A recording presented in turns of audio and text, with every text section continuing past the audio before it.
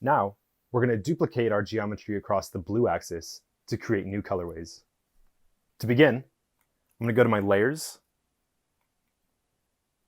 and here I'm going to turn off anything that's not the sketch itself.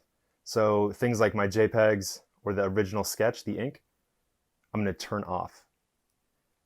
I'm going to unlock all of the geometry that creates the headphones, and I'm going to turn the visibility to high. Now, I'm going to expand my grab sphere, align my hands along the blue axis, grab with my dominant drawing hand, squeeze the trigger once, and then squeeze it again when you have a distance you like. And that way, you can continue to duplicate and snap along this axis. Let go at the snap point where you want to stop. Now that we have these 5 headphones, I'm going to go through and create some new colorways.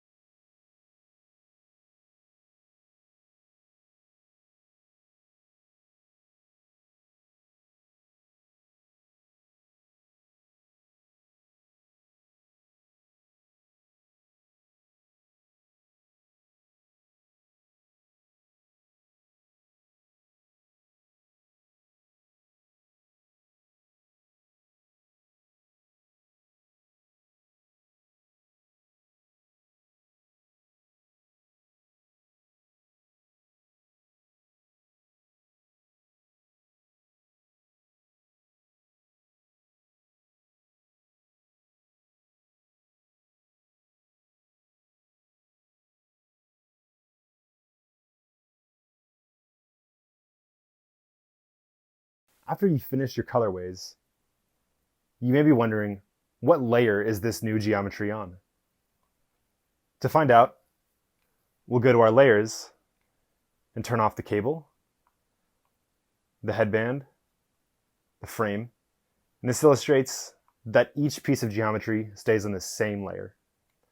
Finally, if you want to export, press the blue menu button, go to Save. Of course, you can save onto cloud and save onto local, but export is this icon right here. We'll export to local, and here you can use OBJ, FBX, or IGES. You have more menus here, and then, to be more specific, the OBJ export is best for Blender and Keyshot, whereas IGES is best for Rhino. Of course, you can experiment with your own exports and see which works best in your workflow.